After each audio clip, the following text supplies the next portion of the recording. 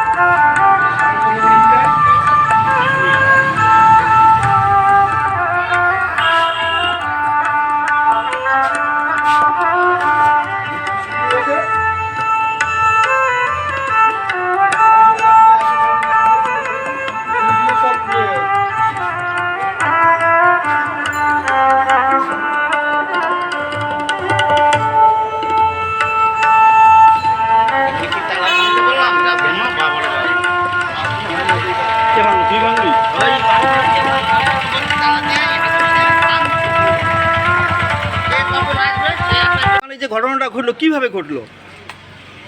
আমি তো বন্ধ করে চলে গেছি, খেয়াল নেই, হয়তো আমার একটা ভুল হয়ে গেছে।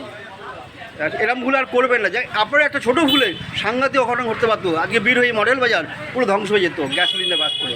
কী নাম আপনার? কীর্তি বিশ্বাস। আসুন শুনে নিই কী জানালেন প্রত্যক্ষদর্শী এবং ঘটনাস্থলে থাকা ব্যক্তি গোপাল দাস। তার এক ঝলক। ঘটনা হয়েছে, ঘরে দুধ জাল দিয়ে বসে গেছে, কেউ দেখেনি, ধোঁয়া বেরোচ্ছে। তারপরে খুব ধোঁয়া, যখন আগুন প্রায় ধরে গিয়েছিল প্রায়, তারপরে আমি বললাম যে ভাঙ, তালা ভাঙ, ভেঙে তারপরে জল টল দিয়ে করা হলো। এই সিলিন্ডার তো ছিল ঘরে? হ্যাঁ, সিলিন্ডার দুটো রয়েছে। তাহলে একটা ভয়াবহ অগ্নিকাণ্ড হতে পারতো। হ্যাঁ, সব একদম শেষ। বিরোহী মডেল বাজার শেষ শেষ হয়ে যেত মানে গ্যাস সিলিন্ডার বাস্ট করে। হ্যাঁ। কি নাম? আমার নাম গোপাল দাস।